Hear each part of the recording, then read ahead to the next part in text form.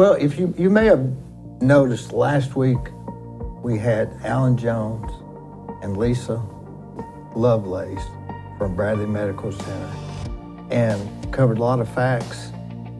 But I asked if she would come back. I want to get a little more on a personal basis about her journey. It's got to be interesting. She's from Bradley County. She's now running our hospital.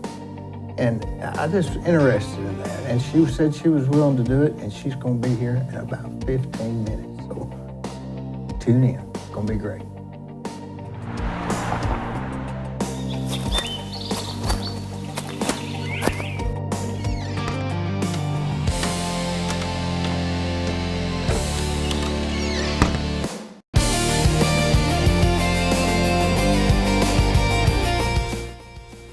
Are you like me? If you see one more cookie, you're going to crack up. I'm so sick of eating.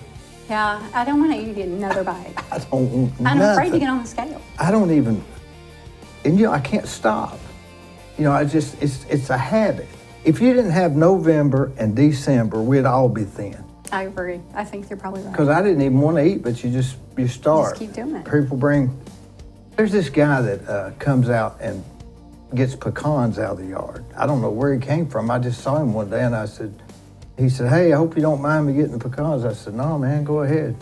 And so about every 2 weeks, he'll bring me a plate of cookies or pecan pie. And boy, they're good. So I'm just sick of eating. I'm sick of eating too. And we got New Year's to go.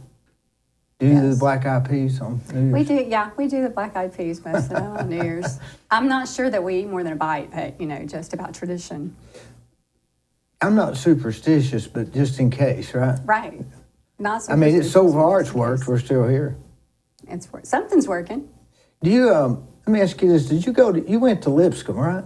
I did. Actually, I got a master's in business administration from Southern Adventist University, and then actually in 2018, I went back to Lipscomb and I got a master's of arts in conflict management and negotiation.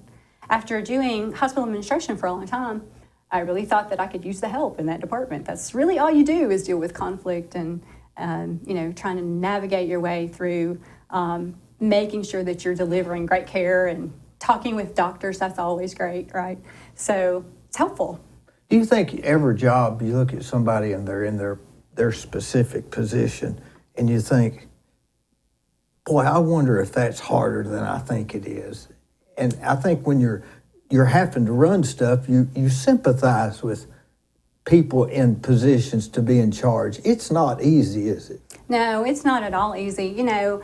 I think that I spent a lot of time in hospital administration, even here under Coleman Foss. I worked with him for 13 years. And, I did a lot of the work, and that was easier than really I would have expected the CEO role to be. I gave him a hard time because I would say, Coleman, I'm doing all the stuff and you're going out and talking to everybody. Well, I can tell you, talking to everybody has given me a new appreciation since I've been in this role myself. So yeah, I think when you move into a different role, you have to figure out what the skill sets are that you've got to adjust from where you came from. And yeah, it's easier to sympathize or with the person when you're sitting in that role, but when you're not, it's easy to criticize and go, what are they really doing about that? And I had one of my guys that I work with, and I was with him last week, and I said, and we was doing, everything was going great, and I said, dang, I gotta go meet those people. And I said, I hate to leave. He said, hey, we understand. And I appreciated that. He understood that I'd rather stay there with them Right. and just, there's nothing much funner than just having lunch with the guys that you're friends with, and my uncle used to say, try to enjoy your work. Yeah. If you enjoy your work, you never work a day in your life, even if you're working a lot. Do you remember the first day that you thought, hey, I'm in charge? Like we talked about last week, I'm from South Bradley County. My parents divorced when I was 13. And, had my mom and her family were down in South Bradley County. That's really who I was closer to.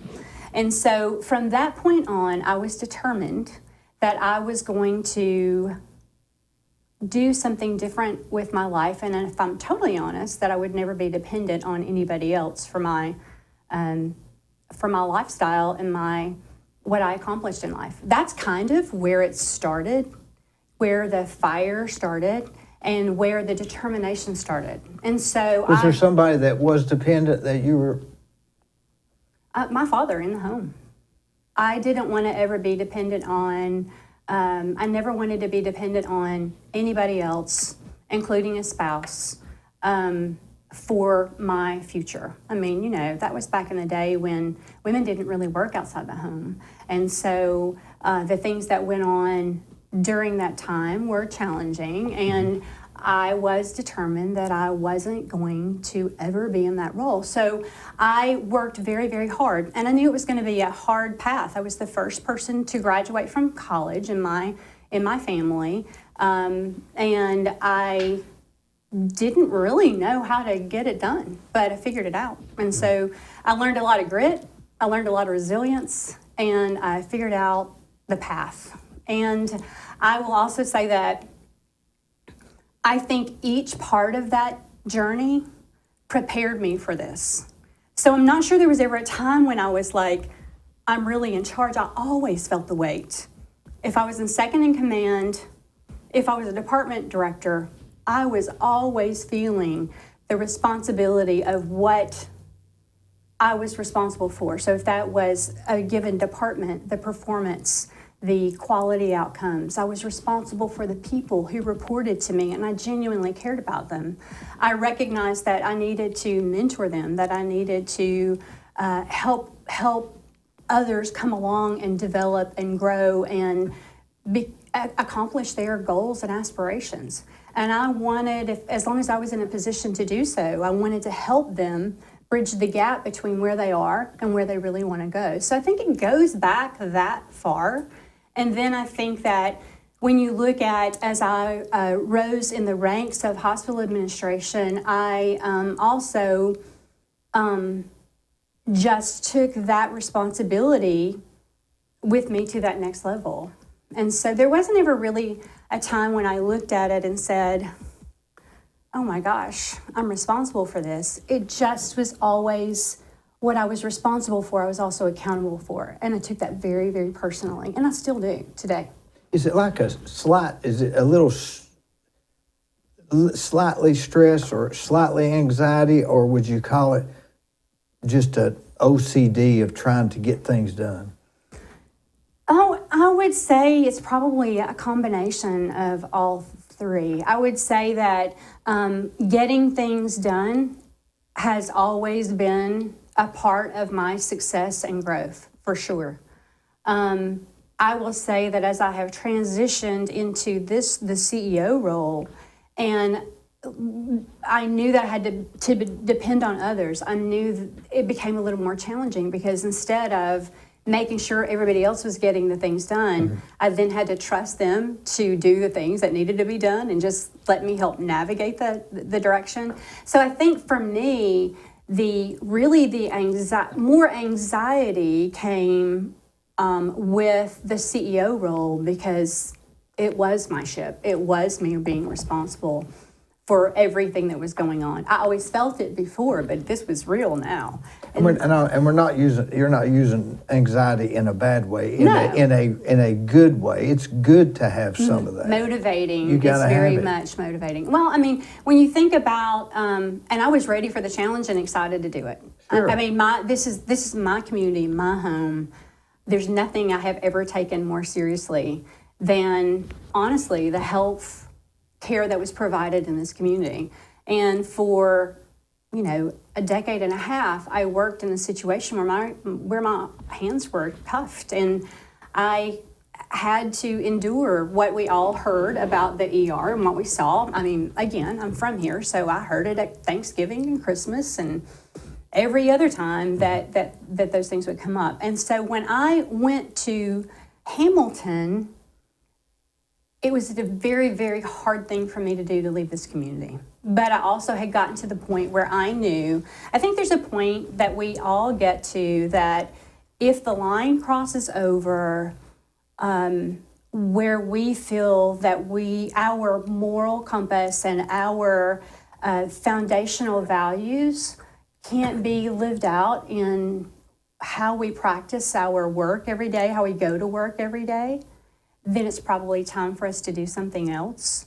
And I had gotten to that point, and so I went to Hamilton knowing that they were interested and had been interested in purchasing the hospital here, and was excited to go to work for a not-for-profit, but it ripped my heart out to do it. And so when I got down there... Why is that, just because you was working in Chattanooga? Well, I would be going to Dalton, Hamilton. That happens. That's not a bad... A lot of people live here and work there, and a lot of people... It's not an issue. It's natural progression.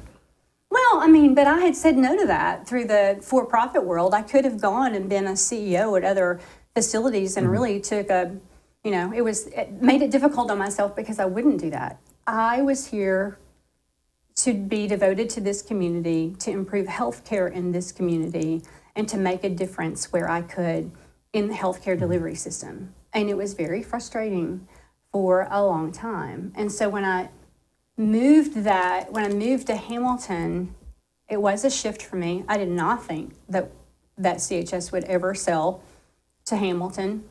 Was enjoying the job that we had down there, and a couple of years later, 2 years later, 2.5 years later, CHS started having conversations with us about the possibility of coming back here. So in anticipating coming back, I think that I thought and feel, and still do feel today, that for the first time, healthcare in this community can be excellent because our hands aren't tied anymore. And we have investments that have been made in the community by the system. We have physicians who have the trust in the leadership. And the sad thing is we've only had, tiny bit over a year to even get anything done. And it takes longer than that to kind of turn everything around. We've made great strides, but it takes a while to do that. But it's always been my goal and passion, as much for this community as it is healthcare. And the only thing I can connect that to is this is home to me. It's the people that I knew. When we were looking at coming back and I was going to come back here as the CEO, one of the things that was important to me is that, and that I noticed in Dalton when I was down there, I was the new kid on the block there. I had no street cred with any physicians whatsoever, and I had to rebuild all of that. And so when we being Vitruvian was going to purchase this facility, I knew that I had 20 years worth of history and had recruited most of the physicians who were in this community. And I knew that I knew a lot of the industry leaders and had those relationships, and at least we would be ahead of the curve by that much because we had 20 years of catch-up to do with regard to facilities and processes and patient experience scores and those types of things. So, I felt the weight of that early on because I knew what it was when I left, and it hadn't gotten much better at all. But I knew that we could make a difference. So I wanted to come and do that. I wanted to come and do that, not because it was a CEO role, but because I knew that my team and I could do the work, and I knew that we could make a difference in my community, and that when my mom is sick, because this is where she's coming when she's sick, whether I was here or not. And so when my mom is sick, I know that she can be taken care of appropriately and that we could make an impact in that regard. What an incredible gift to be able to be in a position to do that. That's how I feel about it. It's a lot of responsibility, but it's an incredible gift to be able to do that. I can't think of any more important role in Cleveland, to be honest with you, or Bradley County. I really just can't think of a more important role. Do you think that not wanting to be dependent as a child and as you got older, that you're extending that now into the health care of our community and to even your physicians there and even anybody that works there, that you're not wanting them you're extending your not wanting to be dependent, not just with you, but with your hospital too? I've never thought of it that way, but it makes a lot of sense. I mean, Well, it I makes think a that's whole what you lot just of sense. said, but to me it was clear that that's what you were saying. Well, I mean, it's an extension of you. I'd say that you don't want I'd say that you have animals, pets. they were all outside growing up on the farm, and so I don't have any since I don't live on the farm. No, I don't have pets. Yeah. Did you see my wild cat when you came in? I did see Tip? your wildcat. Yes, I did. There was a guy that was here the day Tip showed up, and I said, "What do you call it?" And the guy was standing there. I said, "Let's call it Tip." And Tip's still here, and the guy's gone. That's funny. I know. I mean, I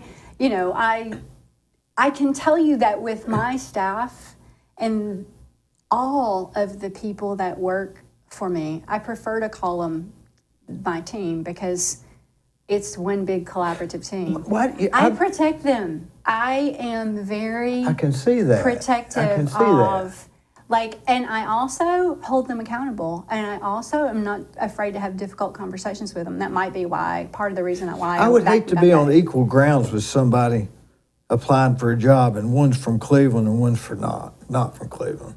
I believe that would have some. If it were equal. If it were equal. If it were equal. I don't know. If Red, it were Red equal. Rover, send Bradley County people right over. Remember that? Well, yeah, I do. But if it were equal. If it were equal, you have to say that. Why would that? That's right, and that's true. But if it were equal, why wouldn't you want someone whose heart? Well, that's what I've noticed. Every time I turn around, somebody else is working there at Bradley that I know. People are still there.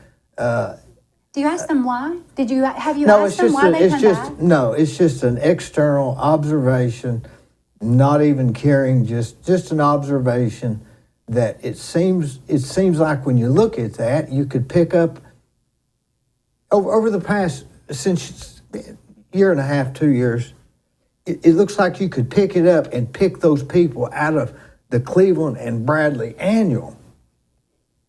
I think there's truth to that too. I mean, it's incredible, and not just physicians. And I don't want to think that the hospital is the physicians, because there's a lot of positions over there. There are that are extremely important, right? That are not just. Yeah, it starts with the physician, but the physicians can't carry out their work to take care of patients without every person that we have. Most of them can't even write.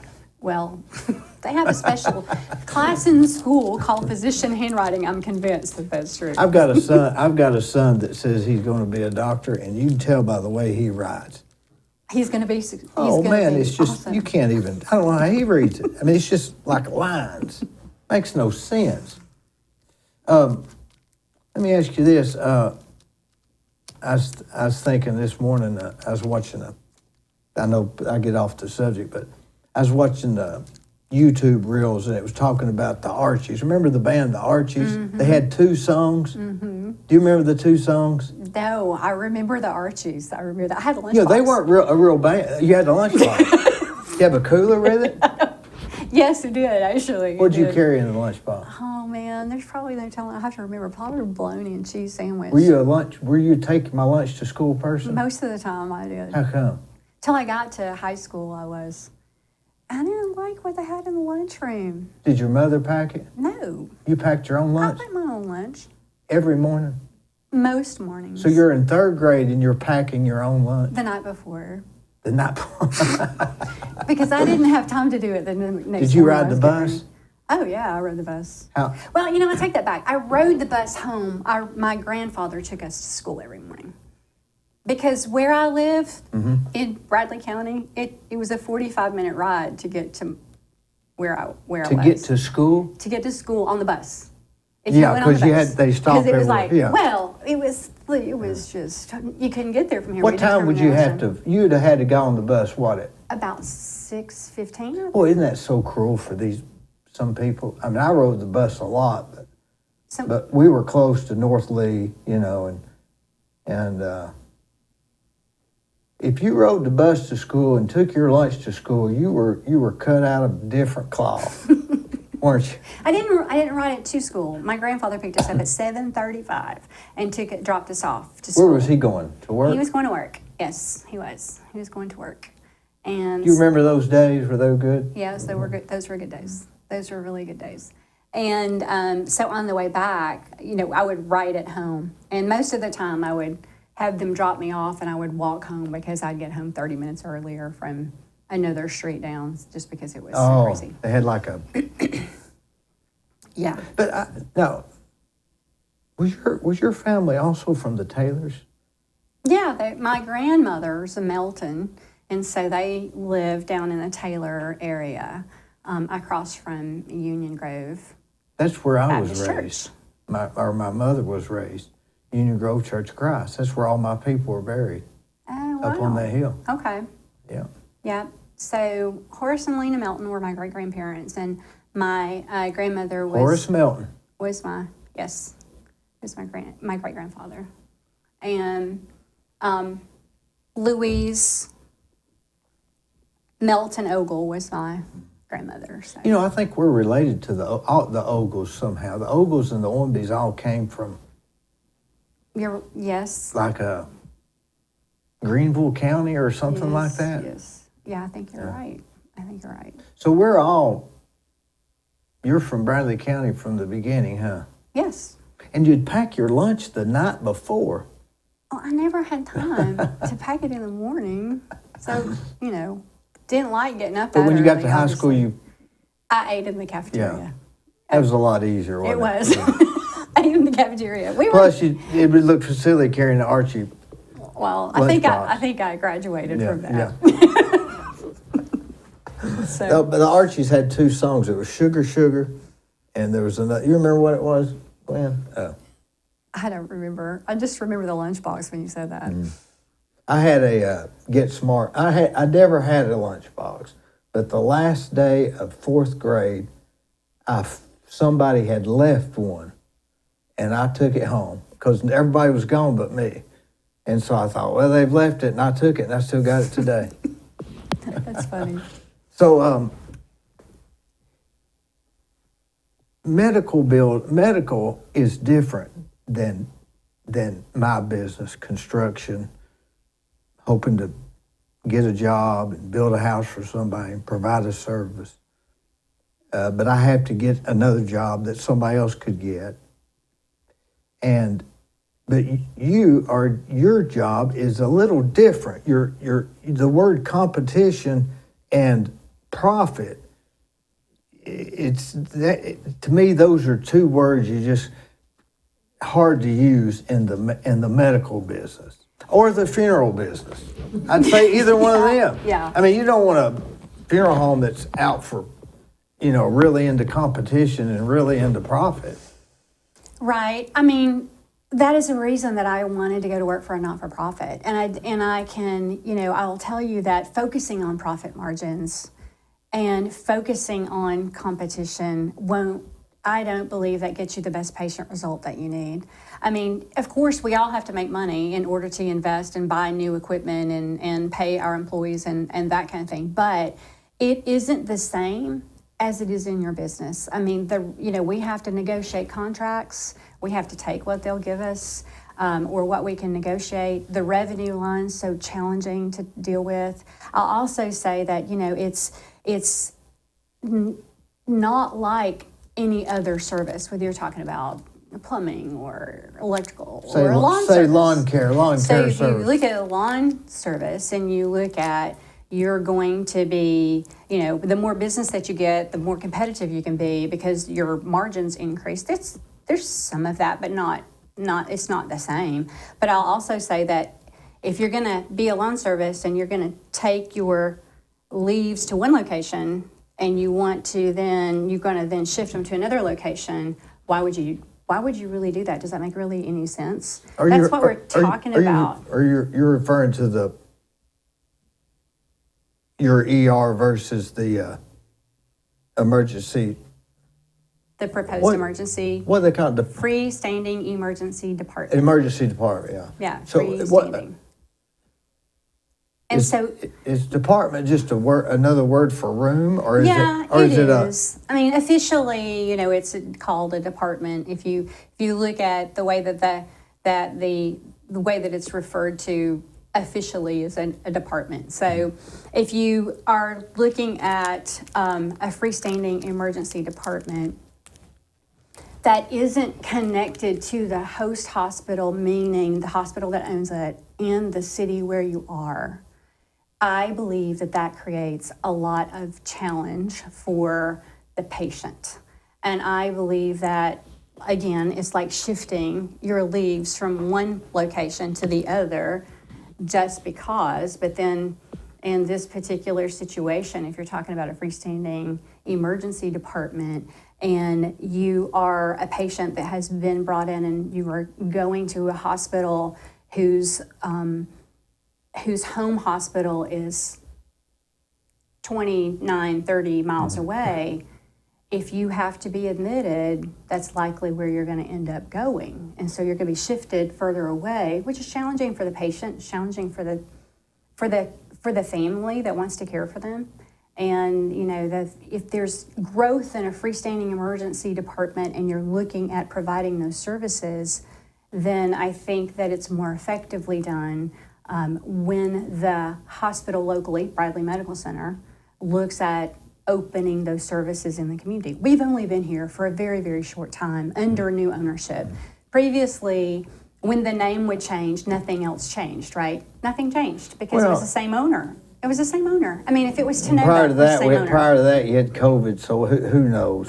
A fog of war sort of thing, right? Right. Well, there is COVID. Everything was. That changed everything. But if you look at who we are as an organization at Bradley Medical Center, we intend to provide quality services in this community, expanding those services in a way that allows people to stay here for as much as is reasonably possible.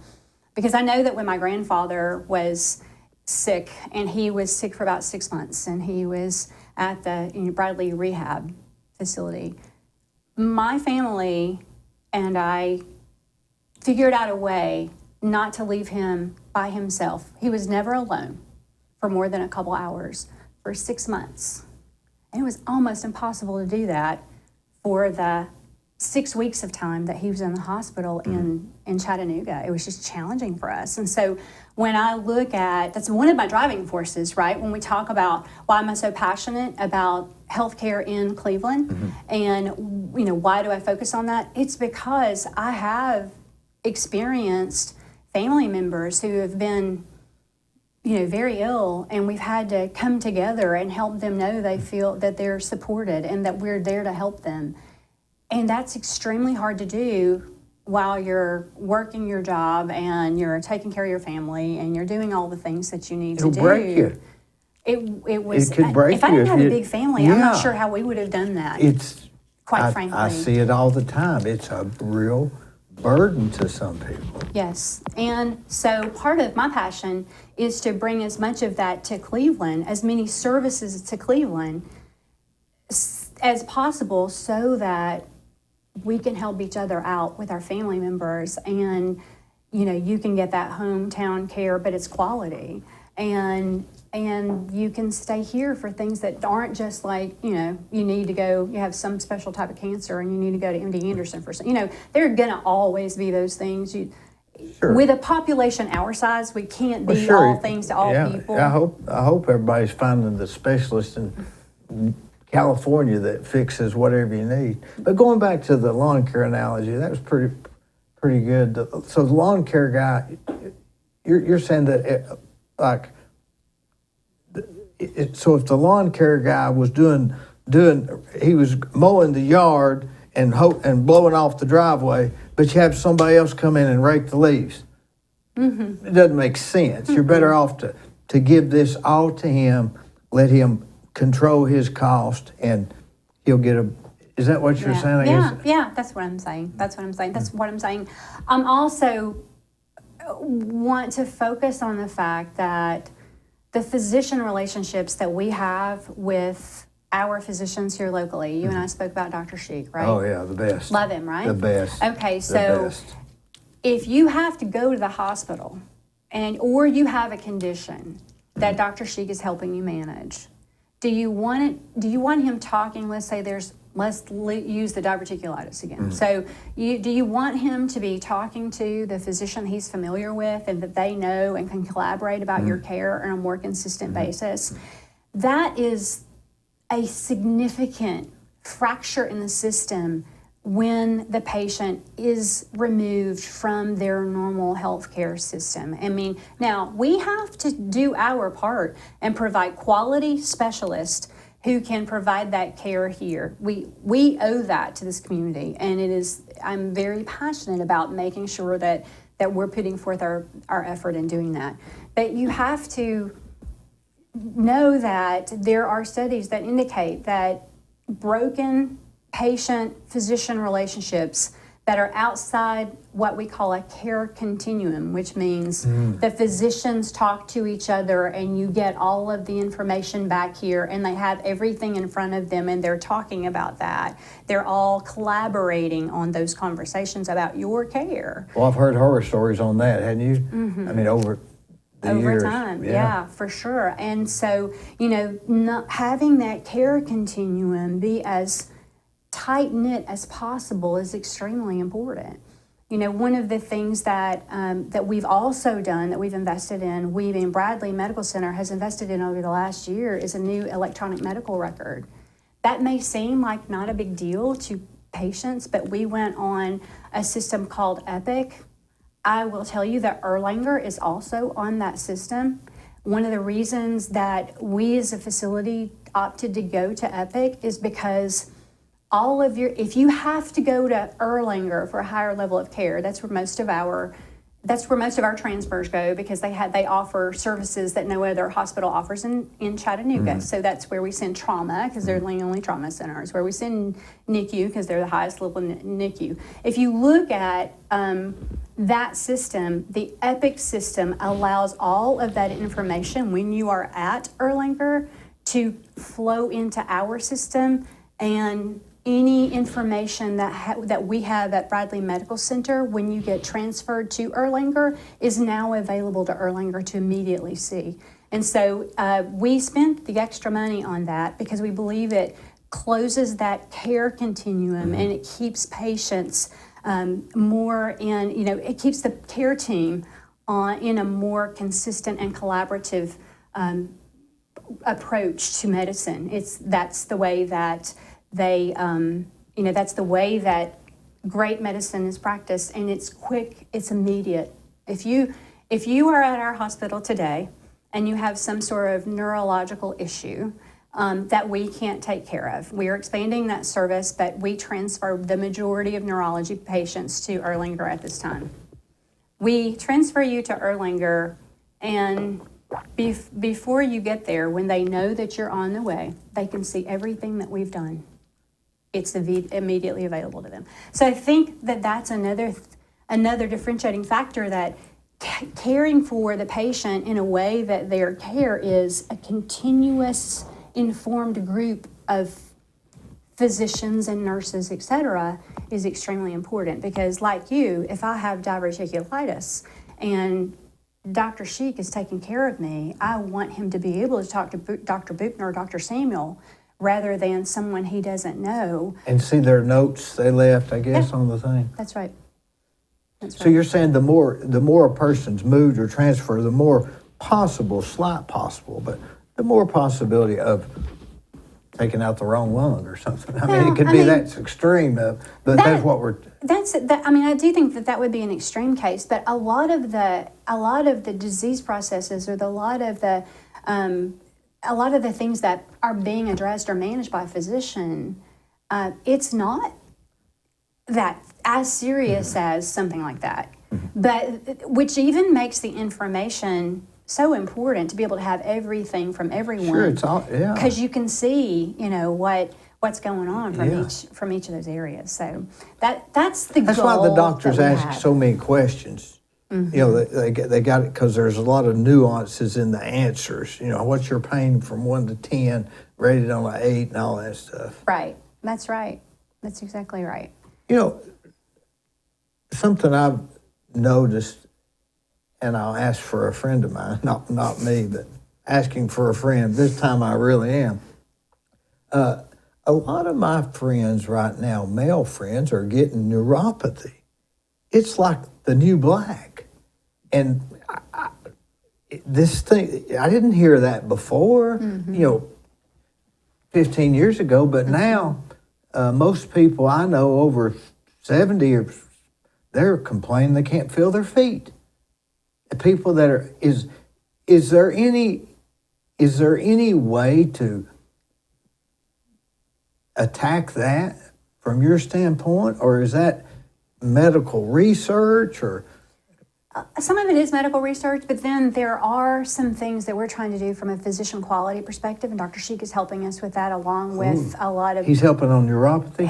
He's helping with any of the quality indicators that we have. So that one would fall under neurology, and so they are looking at... They're putting together a plan right now from a quality perspective on what things do we need to focus on, where do we need, so that we can coordinate all of those. So that it would be, how do we look at something like neuropathy and what that care continuum looks like? That's going to be what do we need to do at the hospital to support those patients, but also from a neurology perspective, what does that look like, and what do they need to be looking at? So looking at things like educational new technologies or something. Yes.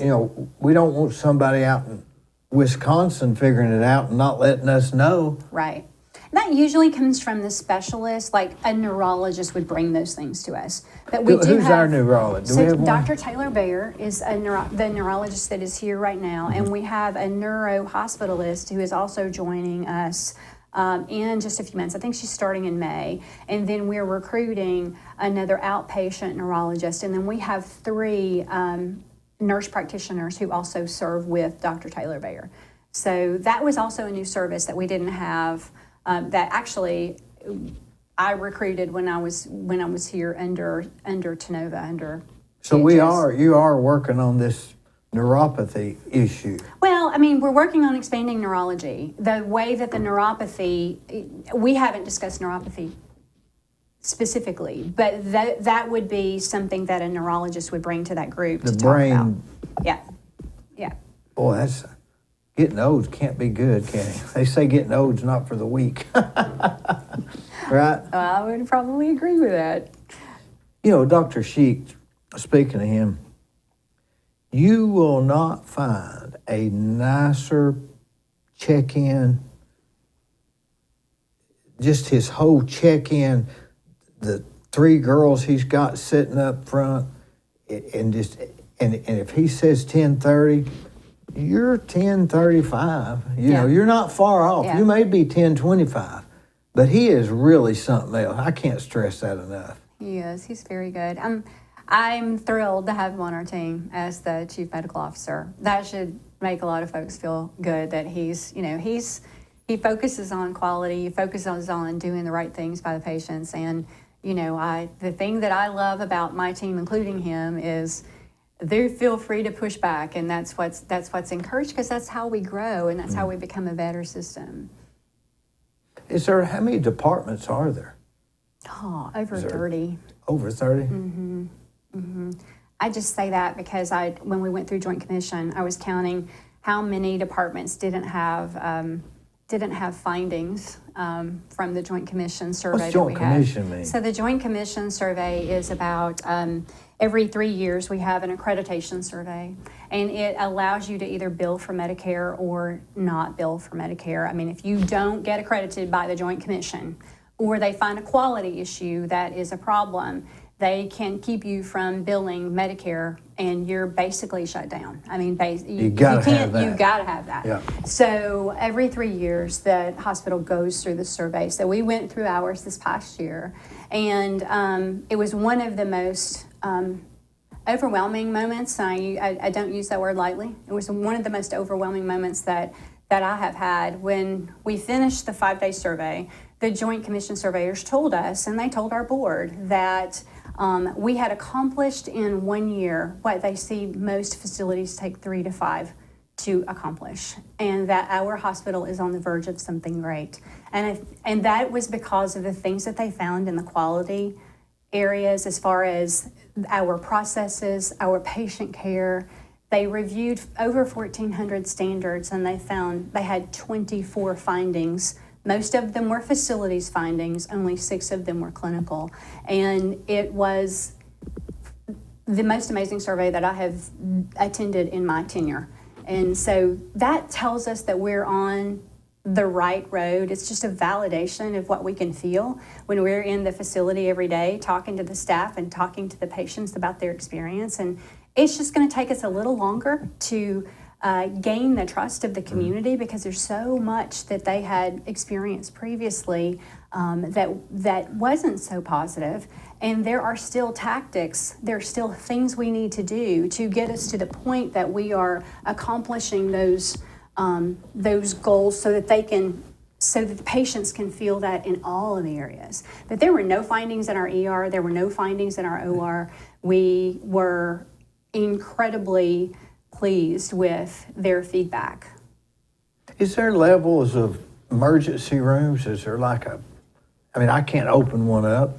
You can't open one I can't open one up myself. And Right. if I did, what is there I'm a emergency room level 1, level 2, or A or B? Or, They have that for trauma designation. and trauma's Dee. what? So trauma designation would be the level of Like trauma's really a car wreck?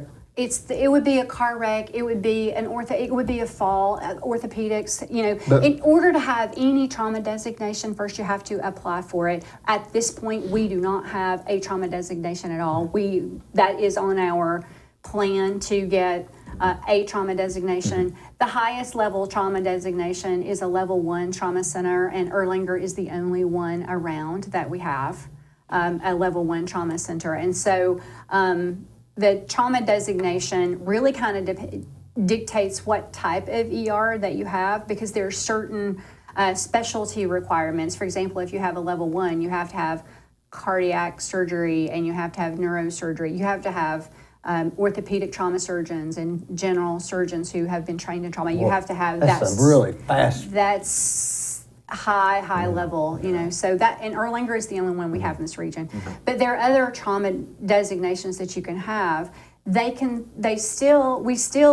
ER still takes anything that, they need for stabilization and then shipping on. But of course, if you're in the field and you're EMS and you're communicating with EMS here and trying to determine, do I just take them right down to Erlanger if it's a trauma case. So who determines that? Usually both in conjunction with a physician. The ambulance EMT, driver? In conjunction with the physician, either at our facility if it's in Bradley County or if they're going to transfer it to another location. But Well, yes, that EMS, that's a whole nother arena, isn't it? yes, They it are is. first on the scene. Yes. They really do.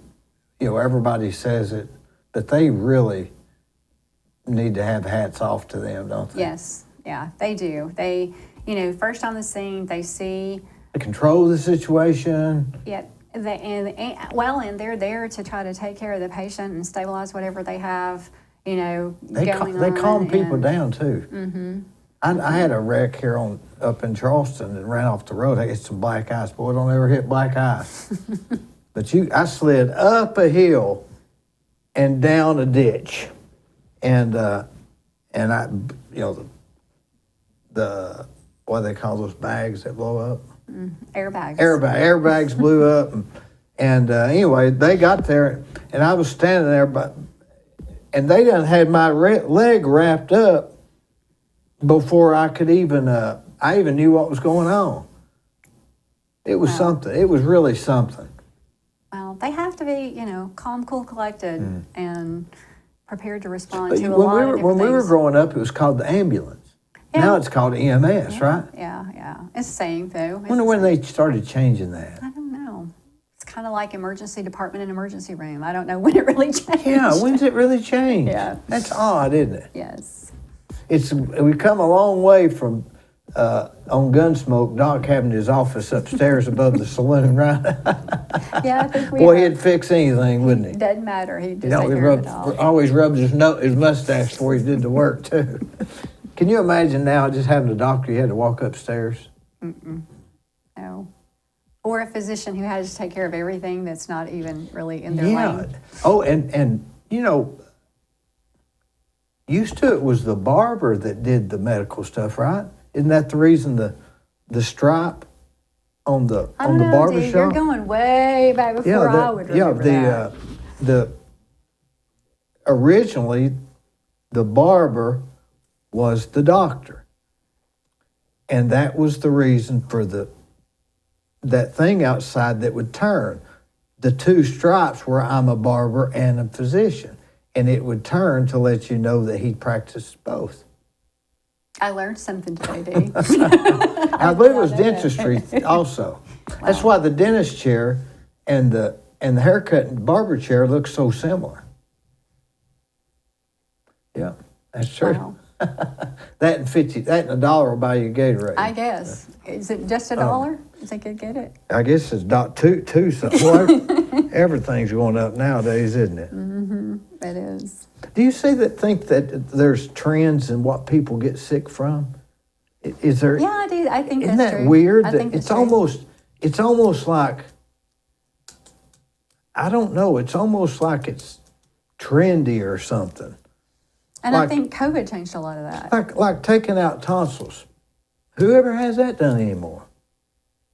And for years it was, I got to have my tonsils out. And now you don't even hear about it. So was it even necessary? I don't know. You know. I think there are advances that happen in medicine, and they do change the way that they practice after they have additional advances and they learn things in specialties. That's why I was saying with neuropathy, the neurologist would advise the physicians on what they really needed to do, because they can only keep up with And their on specialty. new studies. Right. You know, this guy that I know that's got that, he's done everything. He's done everything. And he finally went to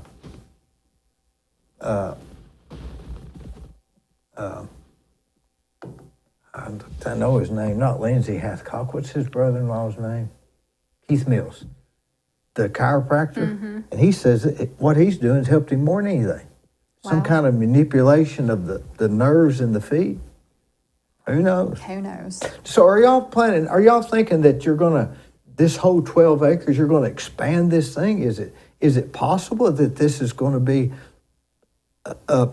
something that's like really huge for Bradley County, is almost our- like an industry? That's our plan. Could we be known one day as, go to one of those towns where you go and it's all about the medical, like a Emory or Mayo Well- Clinic or something?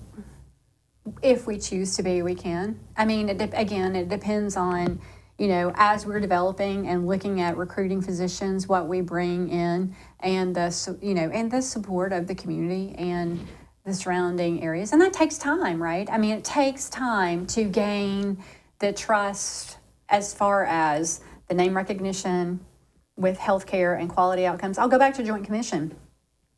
There is one of our departments is working on a John Hopkins plan, a treatment plan and protocol that we're doing right here. I mean, and there's no reason we can't do those things right here and look at those protocols that the educational training and teaching facilities are using. Those are available for folks to use and implement in your local hospitals. That's more and more of what we're trying to do here within the So areas that we prior, serve. we were dependent on those other things? I think that if you want to progress from a quality perspective, you always have to be, you have to be reaching out and looking and educating yourself about how you want to improve the service that you have here, that you have in the local hospital. Prior to the acquisition, I would say that most of those things were determined by a corporate entity, and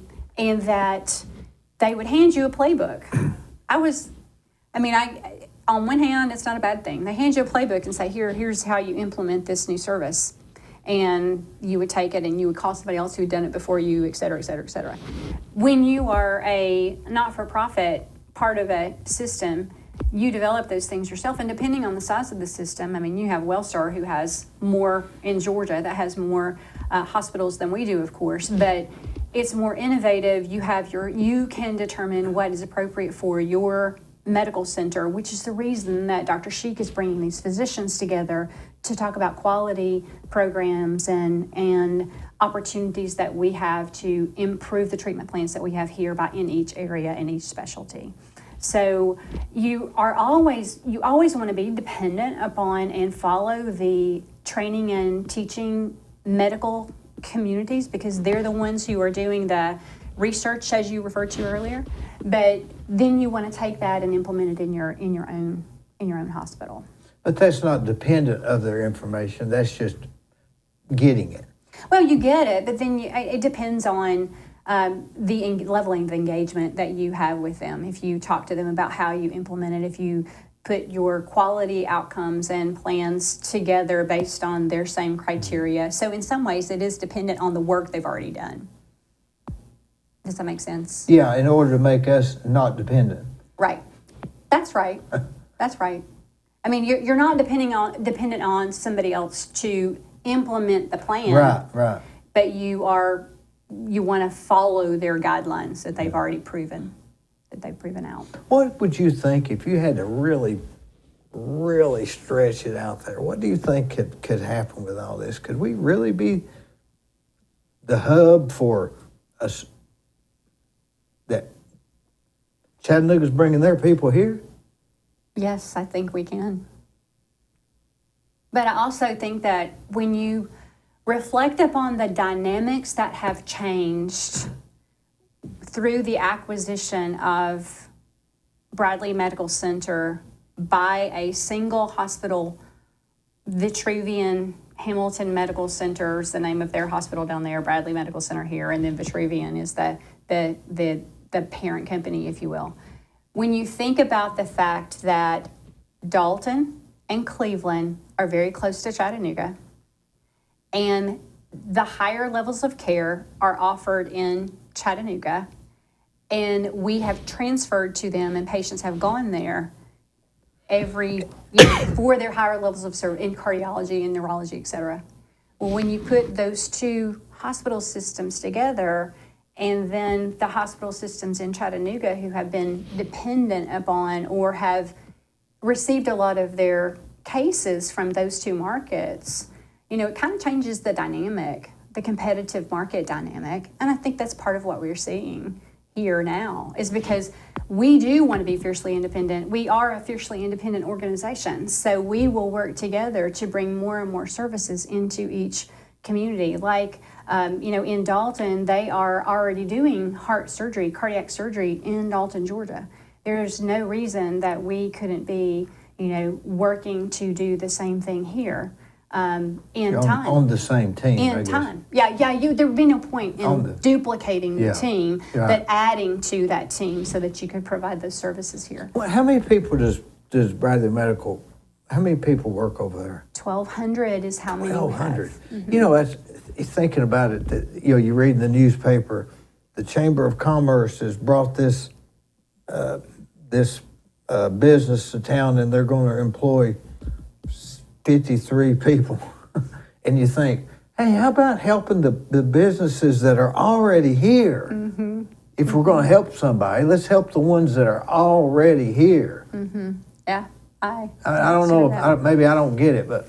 Well, but the Chamber does have a committee called the Existing Industry Committee, and they try to do a lot of those things. And I think I agree with what you're saying, but I do think that like the Pie Center was sort of birthed out of some of that, is trying to provide existing industry with more specific technical education out of there. But yeah, we should focus on existing industry that is here to. Because that's a big employer. Yeah. Bradley Moore, that's a big employer. Yes. And if you say, well, you're 3 acres now and you're going to be 12, then in theory, yes, that's what? 5,200 employees? If you said Yes. acreage per employee right now? Yeah, I mean, we haven't gotten that far in our strategic plan for the next 10 years, but I can tell you this, the services that we've been looking to expand are really opportunities to partner in oncology. We have been looking to do things in women's services. We need to do something with ambulatory surgery center. Bradley Medical Center was awarded a joint venture certificate of need with Siskin to bring inpatient rehab beds to the West Side campus, and that's going to happen in the fall. What I'll mention here, though, is that we had originally planned to open up the emergency room, the old emergency room at the former Cleveland Community Hospital. Prior to that, it was always a part of our plan, but we had to move forward with Siskin earlier than we expected. So if you look at the Siskin plan, it was always in conjunction with opening up the West Side campus emergency room beds. So we have applied to have those beds reopened, and we're hoping to have a date that we'll be able to do that in the very near future. So did you have to apply for a certificate of need for that? In this case, we didn't. And the reason that we didn't is because we have those beds were previously licensed under our current hospital license. Oh, I see. And they had just been inactivated when that ER was closed. And so we have had to go back through application process with the state, and they're reviewing that at this time. We had to wait until we had the construction plans with Siskin, since that was then coming first, so that we would then understand what we were going to have to do in the emergency department to reopen those beds in conjunction with that construction project with Siskin. That's a nice facility over there. It is. It's over behind the old fort, I always say, which it's a little ways behind, but it's sort of behind the I'm old looking fort. forward to reinvigorating and rejuvenating that campus. I mean, that's where I started It's a nice my campus, career, and isn't I'm it? looking forward to that. Yeah. I think I renovated that building next to it for some doctor, I think. Maybe there's a building next to it. Yes, there is. There's a physician office building. Yeah, it's like 3 Next to stories it. tall or That's something correct. like that. Yeah. That's correct. Yeah, that's a good location, isn't it? It is. It is. So, are you really excited about, are you really excited about the future? I'm so I excited mean, you about the just future. ginned up, as they say? I am. I mean, when I went to Hamilton and didn't really think that I would be coming back or that this transaction would happen, I was very, very excited and sold out to who they were as a company, as a culture, et cetera. So when the Vitruvian purchased Bradley Medical Center, I was totally excited because I knew that the hands had been uncuffed. I knew that we would be able to do so much more than we had done before. And I had already experienced 3 years of that prior to coming here as the CEO at this facility. So, yes, I'm very excited about all that we have to look forward to. So it's like the coach said, he said, put me in, coach, and they said, okay. Sign me up. I'm ready to go. Do you, let me ask you this. You're very passionate about this. I mean, am. you're serious, right? Yes, it must be done. It must be done. Do you feel like that, it's a woman's world, isn't it, right now? We've got you, and then we got, who's that?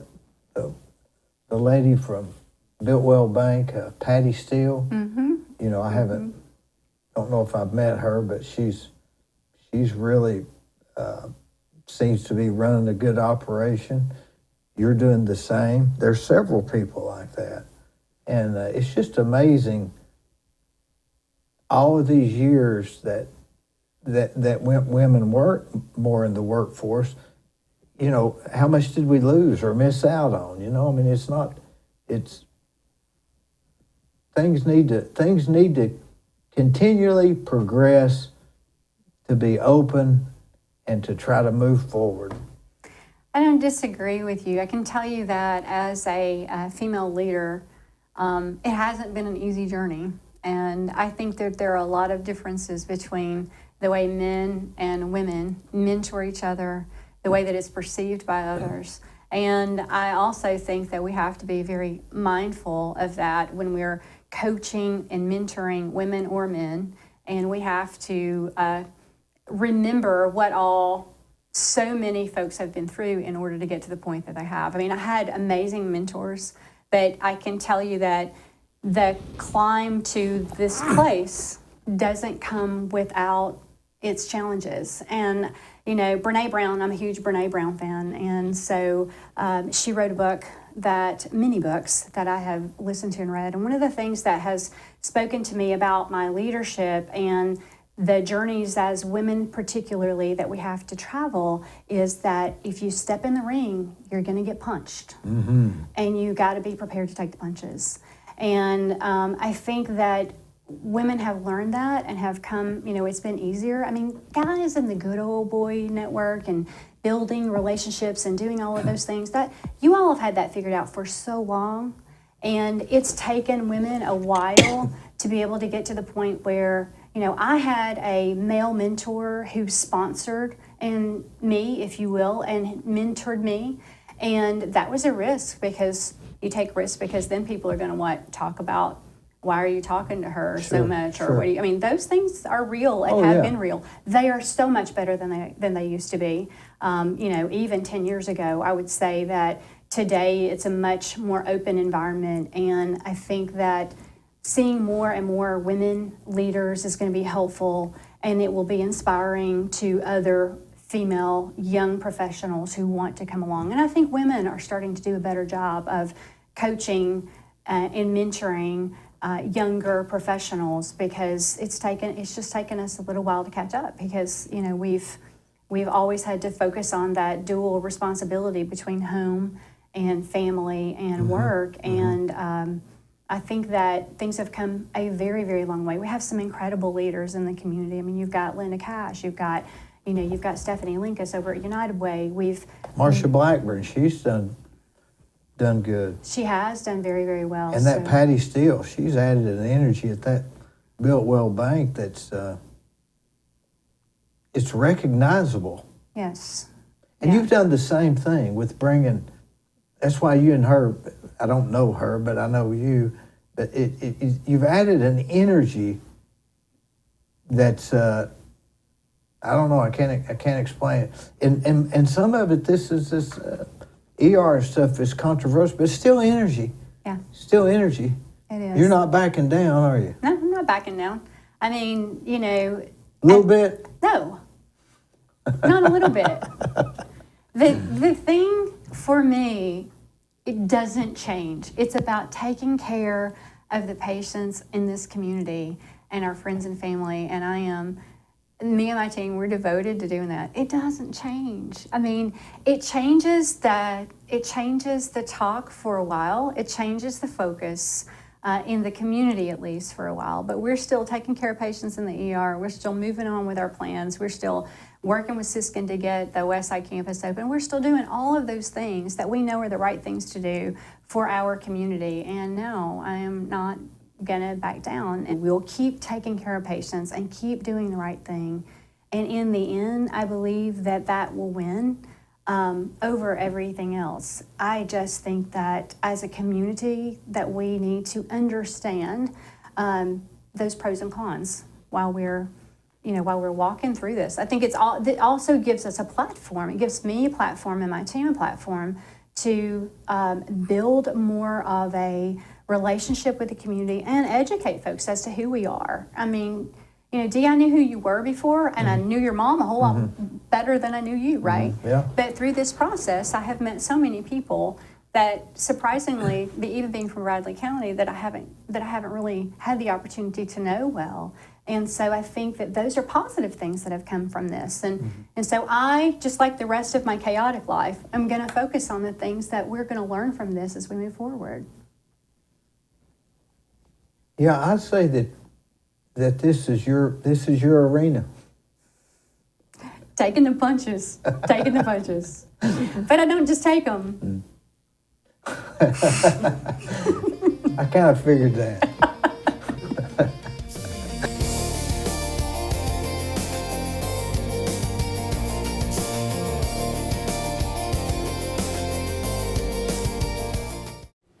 Whenever you read a story in the newspaper or see something on television about somebody getting arrested, you naturally assume they're guilty.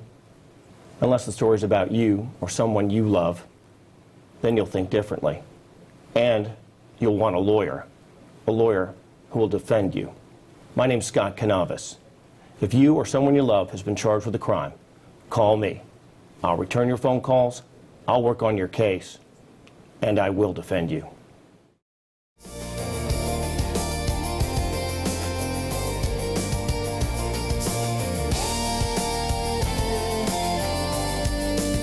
Those are some of the things that we have on the horizon. We've I already mean, like a building where maybe the neuropathy guys at, or Yes.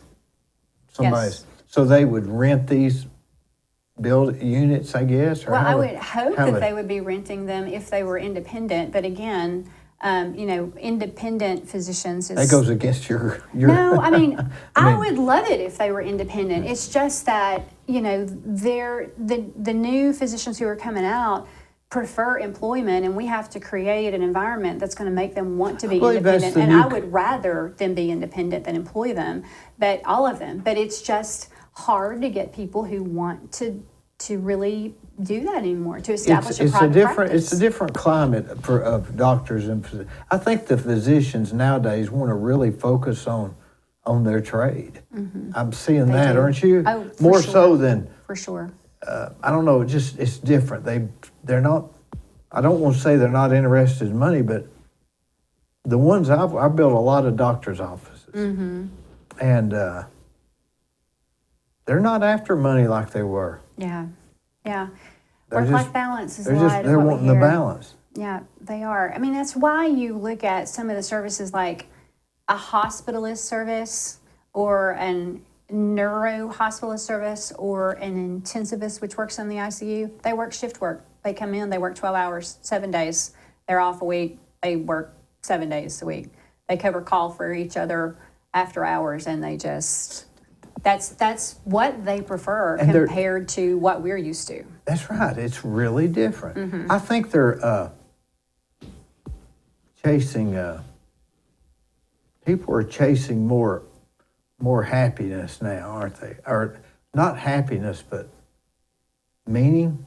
Maybe meaning And purpose, I think, in their lives. And I think that the physicians that have been here for a while, and the physicians that we know. I mean, even Dr. Sheik. I mean, they're the folks that are the physicians that are in that generation and category of work. They're used to. I mean, you work all the time. You cover call. You do the things. He's okay with it. Yeah. He's fine with it. Today, though, the physicians coming out are looking for work-life balance. And so as hospitals, you have to create those environments that are going to still attract them to come here so that you can continue to provide and expand your services. Do you think there's a difference between, if you had to have your choice, would you be after happiness or meaning? I have to choose between the two? Yeah. I don't know. I think that part of my happiness is meaning and purpose. And so, I think that goes back to if you love what you do, you don't work a day in your life. And so I should choose more happiness. I should choose more family time and more downtime. It just hasn't been. But those things are meaning too. Yes, they are. They are. So I think meaning is what we're after, not happiness. I think I agree with you. I agree with that statement. Meaning, wholeheartedly. Meaning. I think meaning for me is happiness. I think Purpose you is can. happiness. Because you can become happy as a byproduct, but having meaning is what makes people feel good. Yes.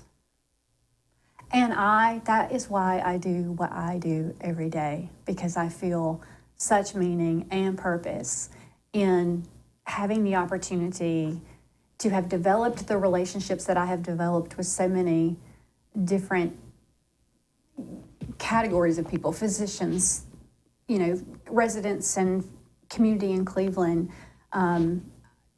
leaders here, government officials. I mean, having those relationships come together as part of a culmination to be able to unite people, to improve healthcare in the community. For me, it's like, I don't know how we got here, but I'm grateful that it was the providential journey that I was able to travel. You think all of that, when you look back, does it look like, was it chaos going through all those things from the time we graduated and we're listening to the Archies on the radio to now? Yes. Looking back, does it say, oh, that was a well-written book? Does it seem like that now, or does it still seem a little chaotic? Well, no, it does seem that it was a real well-written book. Everything I believe that I went through, whether it was personally or professionally, and, you know, we all have our stuff, right, that life has brought to us. All of us do. Yeah. And so I think that every aspect of life has brought me to the place that I can go, well, I learned that from this, and I learned this from this. And that's why, you know, that's why I'm prepared to do the job that's before me now, is because of all of those little things that made no sense to me and really ticked me off at the time. And, you know, you get to the place where you're like, oh, that's why that happened. And that's why I call it a providential journey. I believe it's true. And I'll also say that I always prayed that God would open the doors that need to open and shut the doors that need to shut. And help me know when he's doing that, because sometimes I can be a little dense that way. And I believe that prayer's been honored. And don't ever fool with somebody that packed their lunch the night before. Thanks for coming. Oh my God.